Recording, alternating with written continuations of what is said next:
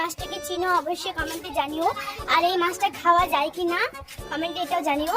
আমার ছোট দাদা আজকে নদীতে গেছিল মাছ মারতে, এই মাছটাকে দেখছি এটা মাছ আদৌ মাছ নাকি আমি ওটা, তোমরা যারা যারা এই মাছটাকে চিনো অবশ্যই কমেন্টে জানিও এটা কি মাছ।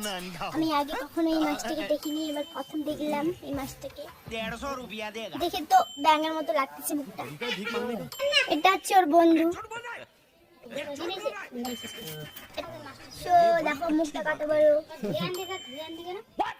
এই যে দেখো এটা কি কাঁকড়া। Oh my god!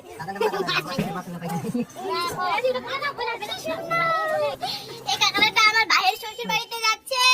মাছ এটা হচ্ছে বলে বাঘার মাছ।